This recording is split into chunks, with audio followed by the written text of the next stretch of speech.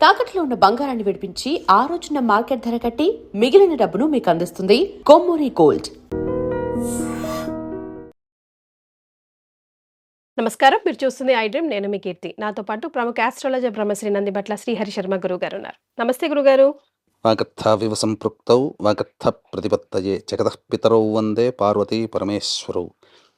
ఆదిత్యాయ చ సోమాయ మంగళాయ బుధాయ చ గురుశుక్రశనిభ్యశ్చ రాహవే కేతవే నమః. శృంగేరి జగద్గురు పీఠాధిపతులకి, కంచి పీఠాధిపతులకి నమస్కారములు తెలియజేసుకుంటూ కార్యక్రమాన్ని ప్రారంభిద్దాం. గురుగారు, ఏదైనా ధర్మ సందేహం మనసులో మెదిలితే ముందుగా నేను ప్రశ్నించేది, ఆ జవాబు నాకు చాలా కరెక్ట్గా విత్ ప్రూఫ్స్ చెప్పేది మీదే కాబట్టి మిమ్మల్ని అడుగుతాను. ఇప్పుడు ఆడవాళ్ళం బొట్టు పెట్టుకుంటాం కదా, మా పసుపు కుంకుమలు ఇచ్చినప్పుడు ఎప్పుడు కూడా ఒక కన్ఫ్యూజన్. ఇప్పుడు నేను వెళ్తే ఈ వేలు పెట్టకూడదండి, ఈ వేలు పెట్టాలండి అంటారు. ఇంకొకరేమో ఈ వేలు పెడతారు. రకరకాల 5 వేలు యూస్ చేస్తూ ఉంటాం, 4 వేలు యూస్ చేస్తూ ఉంటాం. యాక్చువల్గా ఏ వేలు యూస్ చేయాలి, దానికి ఏదైనా రీజన్ బిహైండ్ ఉందా? ఒక్కొక్క సందర్భానికి ఒక్కొక్క వేలు అట్లా ఏమైనా ఉందా గురుగారు? ఇక్కడ మనకు శాస్త్ర ప్రకారము మనకు ఉన్నటువంటిది ఈ 5 వేళ్ళు. అంటే చాలామంది బొట్టు పెట్టడానికి అనేక ఆ, వేళ్ళు వాడతారు. హ్మ్. అంటే దీంట్లో కూడా శాస్త్రీయత అనేటువంటిది ఉందమ్మా. ప్రధానంగా మనం బొట్టు పెట్టుకోవాలి అని అన్నప్పుడు ఏ వేలు ధరించాలి, ఎదుటి వాళ్ళకి ఏ విధంగా, దేవతా చిత్రపటాలకు ఏ విధంగా, హ్మ్. పితృదేవతా చిత్రపటాలకు ఏ విధంగా, ఓహ్! ఆ డిఫరెన్సెస్ దీనికి కూడా ఉంటాయి. ఉన్నాయి. అందుకనే మీరు గమనించుకున్నట్లయితే ప్రధానంగా చాలామంది చేసే తప్పులు ఇవి. కేవలం ఇట్లాంటివి తప్పులు కాకుండా అనేకమైనటువంటి తప్పులు సాధారణంగా ఒక నిత్య జీవితంలో ఒక 4 తప్పులు మనం తెలియకుండా చేస్తున్నాం. హ్మ్. వాటి గురించి మనం డిస్కస్ చేసుకున్నాం. ఆ 4 తప్పులలో మొట్టమొదటిది ఈ బొట్టు సంబంధించినటువంటిదమ్మా. గురుగారు. మన ఇంటికి ఎవరు వచ్చినా మనము బొట్టు పెట్టుకొని సౌభాగ్యవతులకి వచ్చిన వాళ్ళకి మళ్ళీ బొట్టు పెడతాం. హ్మ్. కానీ మనం బొట్టు పెట్టుకునేటప్పుడు ప్రధానంగా ఇంట్లో ఆడవాళ్ళు ఇది తీసుకొని మనం ఈ యొక్క మధ్య వేలుతో మనం పెట్టుకోవాలి. ఓకే. ఎదుటి వాళ్ళకి బొట్టు పెట్టేటప్పుడు మాత్రం బొటన వేలితో వాళ్ళకి పెట్టాలి. హుహు. ఇది ఎందుకంటే కాదు. ఇది మధ్య వేలు మనకు ఆయుఃకారకుడు హ్మ్. ఈ విధమైనటువంటిది. పైగా మనము ఎప్పుడు కూడా ఎదుటి వాళ్ళ మంచిని కోరుకోవాలి. ఇది శుక్రునికి సంబంధించినటువంటి వేలు. శుక్రుడు అంటే సౌభాగ్యకారకుడు. హ్మ్. కాబట్టి నాలో ఉన్నటువంటి ఆ బొట్టు పెట్టేటువంటి అనగా ముత్తైదులు ఇంటికి వస్తుంటారు. గురుగారు. లేదా మనం ఏదైనా పూజ చేసుకుంటే వాయినం ఇవ్వడానికి, వాయినం తీసుకోవడానికి వస్తారు. మనం ఇస్తుంటాం. హ్మ్. అంతేకాకుండా ఫంక్షన్స్ అవుతుంటుంటాయి.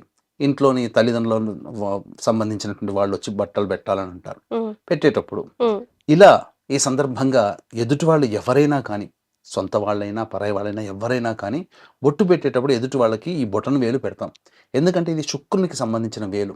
హ్మ్. అంటే మనలో మనం చిన్న, పెద్ద అని పక్కకు కాదమ్మా. మనలో ఒక ఆత్మ ఉంటుంది. అది దేవతా స్వరూపం. హ్మ్. గౌరీ స్వరూపం. కాబట్టి నువ్వు సుమంగళిగా ఉండాలమ్మా ఎక్కువ కాలం అనే మనస్సులో వచ్చేటువంటి ఆలోచనతో మనం ఈ వేలుతో బొట్టు పెడితే గనక పెట్టిన వాళ్ళకి, పెట్టించుకున్న వాళ్ళకి చాలా సౌమంగళ్యత గుళ్ళో సిద్ధి గురుగారు? కలుగుతుంది. ఎక్కడైనానమ్మా మనం ఎదుటి వాళ్ళకి పెడితే ఈ విధంగా బొట్టు పెట్టాలి. హ్మ్. పురుషులైనా, స్త్రీలైనా ఎవరికైనా. హ్మ్. మనం పెట్టుకునేటప్పుడు మాత్రం మధ్య వేలుకి పెట్టుకోవాలి. రైట్. ఇక చాలామంది ఈ సంబంధించినటువంటి దేవతా చిత్రపటాలకి హ్మ్. పెట్టేటప్పుడు టైం కలిసొస్తుందనే ఉద్దేశంతో విగ్రహాలు కానీ, దేవతా చిత్రపటాలు కానీ ముందర పెట్టుకొని, హ్మ్. ఒక వేలుతో ఈ గంధం. వేలుతో గంధము, ఈ వేలుతో కుంకుమ టక్క, టక్క, టక్క, టక్క, టక్క ఇట్లా పెట్టేసేసుకుంటూ వెళ్ళిపోతుంటారు. హ్మ్. ఇది చాలా తప్పు. ఓహ్! కేవలం దేవతా సంబంధమైనటువంటి విగ్రహాలకి, చిత్రపటాలకి ఈ యొక్క ఉంగరం వేలే మనం ఇది దేవతా సంబంధించినటువంటిది. హ్మ్. గంధమైనా, శుభత్వాన్ని పసుపైనా ఈ ఏదైనా వేలుతోనే కానీ వాడాలి. ఏముందమ్మా ఒక ఒక క్లాత్ మనం ఒంటి మీద హ్మ్. పెట్టుకొని చక్కగా గంధాన్ని ముంచి ఫస్ట్ దేవతా చిత్రపటానికి విగ్రహానికి పెట్టిన తర్వాత ఆ క్లాత్కి ఇలా తుడుచుకోవడం, హ్మ్. మళ్ళీ కుంకుమ అద్దడం, హ్మ్. ఇలా చేసుకుంటుంటే గనక అన్ని విధాలుగా మనకు ఈ వేలుతో శుభత్వం. ఇక పితృదేవతా చిత్రపటాలకి మాత్రము చూపుడు వేలు మాత్రమే వాడాలి. హ్మ్. అందుకనే మీకు ఈ సంబంధించినటువంటి ఏదైనా పితృ కార్యక్రమాలు జరుగుతున్నటువంటి వాళ్ళ ఇంట్లలో పిండ ప్రదానం చేస్తున్నప్పుడు లేదా ఏ క్షేత్రానికైనా పిండ ప్రదానం చేసిన తర్వాత విభూతిని ఇలా మీరు నీటితో తడిపి ఇలా పెట్టండి అని అంటారు. ఈ వేలుతో పెట్టాలి. హ్మ్. మన ఇంట్లో చూపుడు వేలు. మనం పెట్టినట్టుగా ఈ వేలుతో పెట్టకూడదు. మరి పిండ ప్రదానానికి ఖచ్చితంగా ఈ వేలు అన్నప్పుడు పితృదేవతా సంబంధమైనటువంటి ఈ వేలు. కాబట్టి పితృదేవతా చిత్రపటాలకి ఈ వేలు పెట్టాలి. ఇది చేస్తే చాలమ్మా. అంతకు హ్మ్. మించి ఇది చాలా సింపుల్‌గా ఉండేటువంటిది. కాబట్టి ఈ విధమైనటువంటి విధానమే శాస్త్ర ప్రకారం అందరూ ఆచరించడం అనేటువంటిది చెప్పవచ్చమ్మా. గురుగారు, ఇప్పుడు నాకొచ్చిన 4 ధర్మ సందేహాల్లో ఒకటి మీరు నివృత్తి చేశారు. ఇంకో విషయం, పెద్దవాళ్ళకి నమస్కారం ఎలా పెట్టాలి? అంటే జనరల్‌గా మనం ఇలా వంగి ఇలా దండం పెడతాం. లేదా కొన్నిసార్లు చూస్తాం మార్వాడీస్ అయితే మోకాళ్ళని టచ్ చేస్తూ ఉంటారు ఎక్కువ శాతం. లేదా కంప్లీట్‌గా బెండ్ అయ్యి మొక్కుతాం. అసలైన పద్ధతి ఏది గురుగారు? ఎట్లా దండం పెట్టాలి పెద్దవాళ్ళకి? మనము ఎవరైనా మఠాధిపతులు, పీఠాధిపతులు, సన్యాసులు ఉన్నా కానీ వెళుతూ ఉన్నప్పుడు వాళ్ళకి పాదాలకి నమస్కారం తాకకూడదు. హ్మ్. సాష్టాంగ నమస్కారం తలకాయనిచ్చడం. స్త్రీలైతే మామూలుగా మోకాళ్ళ మీద వరకే ఉండి తలకాయ పెట్టడం. హ్మ్. ఇక మన ఇంటికి పెద్దవాళ్ళు ఎవరు వచ్చినా, లేదా మనం ఎక్కడికి వెళ్ళినా, ఫంక్షన్స్‌కి వెళ్ళినా పెద్దవాళ్ళు కనపడ్డా ఖచ్చితంగా వాళ్ళకి ఆశీర్వచనం తీసుకోవాలి. హ్మ్. అయితే ఒకప్పుడు ఈ శాస్త్రాన్ని అందరూ పాటించేవాళ్ళు. ఈ మధ్య సినిమా ప్రభావాలు, టీవీ సీరీస్ ప్రభావము చాలా చోట్ల పెద్ద పెద్ద వాళ్ళ ఇళ్లలో ఫంక్షన్‌లయినా గానీ, ఆ ఫంక్షన్‌లలో చూస్తుంటాం. పాపం ఎంతో భక్తితో ఎదుటి వాళ్ళ మీద ఉండే గౌరవంతో ఆ వధూవరులు నమస్కారం చేస్తుంటారు. పెద్దవాళ్ళు కూడా నువ్వు చేస్తున్న దాంట్లో తప్పు ఉంది అని చెప్పి తప్పు కూడా చూపించలేకపోవడం వల్ల, ఆ పిల్లలు ఆశీర్వచనము సరిగ్గా పొందలేకపోతుంటారు. హ్మ్. ప్రముఖమైన రాజకీయ నాయకుల ఇళ్లలో పెళ్ళిళ్ళు చూసినా, పెద్ద కుటుంబాల ధనవంతుల ఇళ్లలో పెళ్ళిలో ఆ వీడియో క్లిప్పింగ్‌లు చూస్తే, నమస్కారం ఇలా పెట్టేసేస్తుంటారమ్మా. హ్మ్. అంటే ఏమైపోతుంది? సపోజ్ ఇప్పుడు మనం ఎదుటి వ్యక్తి ఒక వ్యక్తి ఉన్నాడు. నమస్కారం చేశాము. హ్మ్. మనకు పా ఆహ్, ఉన్నది ఎదుటి వాడికి అపోజిట్ అవుతుంది కదా! హ్మ్. అప్పుడేమైపోద్ది 2 చేతులు ఎదురు వాళ్ళకి ఇలా పెట్టినప్పుడు, మన ఎడమ చెయ్యి వాళ్ళ కుడి కాలుకి తాకుతుంది. హ్మ్. మన కుడి చెయ్యి వాళ్ళ ఎడమ కాలుకి తాకుతుంది. హ్మ్. మరి ఆశీర్వచనం నెగెటివ్‌లోకెళ్ళిపోతుంది. రివర్స్‌లో వస్తుంది గదా! ఓహ్! అట్లా ఆ! ఉండకూడదా గురుగారు? అందుకని మనం ఏం చేయాలంటే, మనం ఎదుటి వాళ్ళకి నమస్కారం పెట్టేటప్పుడు, మన ఎడమ చేతితో వాళ్ళ ఎడమ కాలుని స్పృశించడం. హుహు. అలాగే మన కుడి చేతితో వాళ్ళ కుడి కాలుని ఇలా స్పృశించి, ఇలా మనం కుడి కన్నుకి, ఎడమ కన్నుకి అద్దుకోవాలి. హ్మ్. ఇది మన ఇంట్లో వచ్చినటువంటి పెద్దవాళ్ళకి సంబంధించినటువంటిది. అయితే కొంతమంది ఉపాసనా పరులు, పీఠాధిపతులు, హ్మ్. అలాగే ఈ సంబంధించినటువంటి ఆహ్, ఈ శ్రీచక్రార్చన ఇట్లాంటివి చేసుకునే వాళ్ళుంటారు. గురుగారు. ఆహ్, పాదుకాంత దీక్షాపరులు, హ్మ్. వేద పండితులు వీళ్ళందరికీ కూడా పాదాలు టచ్ చేయకూడదమ్మా. హ్మ్. ఇది నియమం. హ్మ్. వాళ్ళకి ఎదురుంగా వాళ్ళకి కొద్దిగా దూరంగా వాళ్ళ పాదాలకి కొద్దిగా దూరంగా మనం చెప్పినట్టుగానే ఇలా పెట్టి హ్మ్. తీసుకోవాలి. అలాగే దేవతా విగ్రహాలు కూడా కొన్ని బయట ఉంటుంటాయి.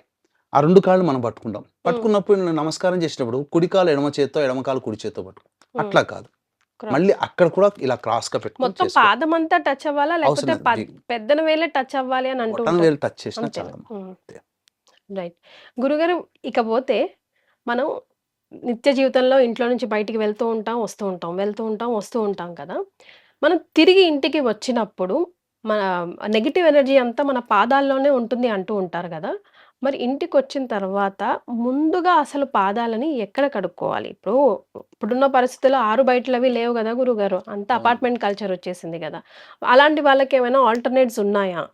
అంటే పూర్వకాలంలో అయితే ఇంటి గేట్ దగ్గరికి రాగానే పక్కన బకెట్‌లో ఇన్ని నల్లాలుండడం, నీళ్లు బకెట్‌లో నీళ్లు పెట్టేసేవారు. పెట్టేసుకొని వచ్చేవాళ్ళు కాళ్ళు కడుగు ఎందుకనంటే ఎక్కడెక్కడి నుంచో తిరిగి వస్తుంటాం. చాలామంది దిష్టి తీసినవో, లేకపోతే ఏదైనా కానీ సంబంధించిన నకారాత్మక శక్తి ముఖ్యంగా శ్మశానాల గుండా వస్తున్నప్పుడు ఆ యొక్క శ్మశానం బూడిద కాళ్ళకి తగిలిన ఆ యొక్క నెగెటివ్ ఎనర్జీ వాళ్ళకొచ్చేసేస్తుంది. హ్మ్. ఇలా చాలామంది 4 కూడళ్ళు, 3 కూడళ్ళు, 2 కూడళ్ళ చోట దిష్టి తీసినటువంటి అంటే వాళ్ళకున్నటువంటిదంతా కూడా తీసి పక్కకు పడేస్తారు. హ్మ్. అది ఎవరు తొక్కినా, ఆ తొక్కిన ప్రాణికి ఆ యొక్క సంబంధించినటువంటి దోషం అంటుకుంటుంది. ఓహ్! తెలియదు. హ్మ్. కాబట్టి ఇంటి నుంచి బయటికి రాగానే ఖచ్చితంగా కాళ్ళు మనం శుభ్రపరుచుకోవాలి. హ్మ్. ఇది నియమం. ఇప్పుడు అపార్ట్మెంట్ కల్చర్‌లో అనేటువంటిది మనకు కింద కూడా నల్లాలుంటాయి కాబట్టి సాధ్యమైనంత వరకు అక్కడ కిందనే మనం ఇంట్లోకి రాకముందే కింద కడుక్కోవడం. హ్మ్. లేదా అపార్ట్మెంట్‌లోనైనా కానీ నీళ్ళు మనకెక్కడ కూడా నల్లా ఫెసిలిటీ లేదన్నప్పుడు మన ఇంటి తలుపు ముందర ఒక చిన్న బకెట్ పెట్టుకొని, ఒక గుడ్డ గనక పెట్టుకొని, ఆ గుడ్డతో తుడుచుకొనైనా కానీ లోపలికి మనం ఇంట్లోకి ప్రవేశించాలి. ఇంట్లోకెళ్ళిన తర్వాత బాత్రూమ్‌లో కాళ్ళు కడుక్కోవడం అనేది కాదు. ఇక ముఖ్యంగా పురుషులైతే కాళ్ళు కడుక్కునే విధానం ఎలా చెప్పబడింది శాస్త్రంలో, స్త్రీలకి కూడా చెప్పబడింది. పురుషుడైతే ఎందుకంటే ఏది చేసినా మనకు పితృదేవత అనుగ్రహం కావాలి. కాబట్టి ముఖ్యంగా పురుషుడు అనేటువంటి వాడు ముందుగా తన కుడి కాలుని శుభ్రపరుచుకొని, తర్వాత ఎడమ కాలు శుభ్రపరుచుకోవాలి. హ్మ్. స్త్రీ ముందుగా ఎడమ కాలుని శుభ్రపరుచుకొని, తర్వాత కుడి కాలు శుభ్రపరుచుకొని ఇంట్లోకి రావాలి. ఓహ్! అది ఈ కూడా ఉంటదా ఈ గురుగారు? నియమం ఉందమ్మా. హ్మ్. చాలామంది కాళ్ళు కడుక్కునేటప్పుడు ఒక కాలుతో ఇంకో కాలు రుద్దుతుంటుంటారు. మహాదోషం అమ్మ అది. ఓహ్! స్నానం చేసేటప్పుడైనా కానీ, ఆ! అలాగే ఒక కాలుని పెట్టి ఇంకో కాలుని రుద్దేసేసి అది చేస్తుంటాం. మహాదోషం అమ్మ అలా చేయకూడదు. అవునా గురుగారు? చేతులతోనే రుద్దుకోవాలంతే. అంతేనమ్మా. రైట్. సో, నాకొచ్చిన 4 ధర్మ సందేహాల్లో 3 క్లియర్ అయిపోయాయి. ఫైనల్ అతి ఉత్సాహంతో అడుగుతున్నాను గురుగారు. అంటే మనది కాదు కదా శాస్త్రం. ఇప్పుడు నీకెందుకు ఆ డౌట్ వచ్చింది అని అనకుండా మీరు ముందే క్లారిటీ ఇస్తున్నాను. ఇప్పుడు ఎంగేజ్‌మెంట్‌కి ఈ రింగే వాడతాం. ఎందుకని గురుగారు? లైక్ ఈ ఫింగరే వాడతాం. రింగ్ ఫింగర్ అని దీనికి పేరు గూడా ఉంది. హ్మ్. మనం రింగ్ ఫింగర్ అనే అంటాం. ఎందుకు ఇదే వేలు? దీని వెనకాల ఉన్న శాస్త్రం ఏంటి? ప్రధానంగా మనకున్నటువంటి 5 వేళ్లలో జీవితంలో ఒక మాధుర్యము, కొత్త జీవితానికి నాంది పలికేటువంటిది వివాహ ఘట్టం. అందున పాణిగ్రహణం అనేటువంటిది మనకుంది. హ్మ్. వధూవర నిశ్చయం అంటే పాణిగ్రహణం అని అంటారు. హ్మ్. అందుకనే పూర్వకాలంలో షేక్ హ్యాండ్ ఇచ్చి అనేటువంటిది ఏ స్త్రీ ఏ పురుషుడికి ఇచ్చేవాళ్ళు కారు. హ్మ్. ఇప్పుడుగా ఆఫీసులు అన్నీ వచ్చిన తర్వాత ఇక మామూలుగా నార్మల్ పలకరింపుగానే అయిపోయింది. నార్మల్ అయిపోయింది. హ్మ్. కానీ ఈ యొక్క పాణిగ్రహణం అనేటువంటి సందర్భంగా వధూవర నిశ్చయం చేసుకునేవాళ్ళు. దీంట్లో భాగంగా ఎంగేజ్‌మెంట్ అనే దాంట్లో భాగంగా మనకు విదేశాల నుంచి వచ్చినటువంటిది రింగ్ మార్చుకోవడం. అంటే హ్మ్. అక్కడ ఉన్నటువంటి మతాల ప్రకారము అది యాక్సెప్టబుల్ అయింది. అయితే ఎందుకు ఈ విధంగా ఈ రింగ్ ఫింగర్ అనగా ఈ ఉంగరం వేలుకి ఎందుకు పెడతారు అనేటువంటిది అని అన్నప్పుడు చూసుకుంటే, ముఖ్యంగా సైన్స్ ప్రకారం చూసుకుంటే ఈ యొక్క సంబంధించినటువంటి ఈ ఉంగరం వేలు ఏదైతే ఉంటుందో ఇది మన హృదయానికి, గుండెకి బాగా కనెక్ట్ అయ్యి ఉంటుంది. గురుగారు. ఆ! హ్మ్. కాబట్టి దీనికి పెట్టడం వల్ల ఇక్కడ ఉన్నటువంటి నరాలకి రాపిడి జరిగి, ఈ సంబంధించినటువంటి గుండె సంబంధమైనటువంటి ఇబ్బందుల నుంచి బయటపడడానికి మనకి ఇంటర్నల్‌గా మన శరీరము శక్తిని పొందుతుంది. హుహు. ఇది ఒకటి మనకు హ్మ్. సంబంధించినటువంటిది. ఇంకొక విధానము చాలా చిత్రంగా ఉంటుంది చెప్పుకుంటుంటే. అంటే గురుగారు. మన 5 వేళ్ళని హ్మ్. మనం ఇలా పెట్టుకున్నప్పుడు హ్మ్.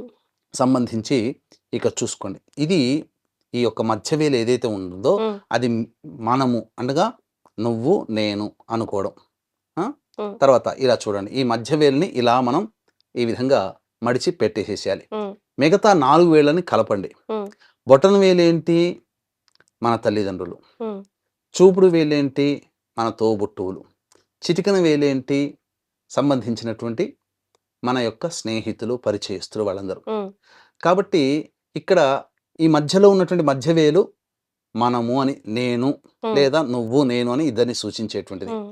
ఇక తరువాత వీళ్ళకి ఈ వివాహం అయిన దారభ్యత అంటే ఎంగేజ్‌మెంట్ అయిన దారభ్యత మనమే ప్రధానం ఇక్కడ. అంటే ఇక్కడ ఏంటి ఇక్కడ ఈ ఉంగరం వేలు ఏంటి? జీవిత భాగస్వామిని సూచించే స్థానం. ఇక్కడ మనము. కాబట్టి ఇలా చూసుకుంటే బొటనవేలు తల్లిదండ్రులు అయినా గాని వి విడిపోతుంది. ఇక చూడండి ఇక్కడ హ్మ్. బొటనవేలు కలుస్తుంది. అలాగే సోదర సోదరీమణులు వీళ్ళు మనం లేకున్నా గాని మన తదనంతరం గూడా ఉంటారు. వాళ్ళు స్నేహితులు మనం లేకున్నా, ఉన్నా లేకున్నా కానీ. కానీ మీరు ఉంగరం వేలుని ఇలా చూడండి. అనండి. అసలు ఉంగరం వేలు కదలదు. ఉంగరం వేలు ఇంక కదలదు. మీ ఆ! ఈ ఉంగరం వేలు మీరు ఈ వేలుని చేయగలుగుతారు, చూపుడు వేలుని కలపగలుగుతారు, చిటికెన వేలుని కలపగలుగుతారు. ఉంగరం వేలుని కలపండి. వామ్మో! కలపలేరు. అంటే కష్టమే ఇది అది. శాశ్వతమైనటువంటి స్థితి. అంటే మన ఇద్దరికీ వివాహం జరగబోతుంది. మన ఇద్దరం కలిసే ఉండాలి. ఈ ఇక్కడ తల్లిదండ్రులు మన నుంచి విడిపోయినా, దూరంగా గనక వారు మరణించినా మనం బతకగలుగుతాం. కానీ స్నేహితులు, తోబుట్టువులు మనల నుంచి కొంతకాలం ఉండి పోతారు. స్నేహితులు. కానీ ఇది మనం శాశ్వతం. మనం కలిసి ఉండాలి అనేటువంటిది.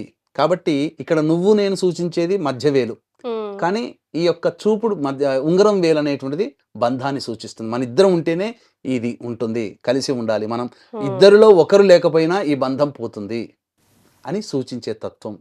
కాబట్టి అంత ఇక్కడ అర్థం ఉంది. అంత అర్థం ఉంది కాబట్టి ఉంగరం వేలుకి తొడుగుతారు. అంటే ఇది ఒక్కసారి నిన్ను చేపట్టాను. జీవితాంతం ఇక నీతోనే అనే అనేటువంటి సూచికగా సూచించేటువంటిదమ్మా ఇది.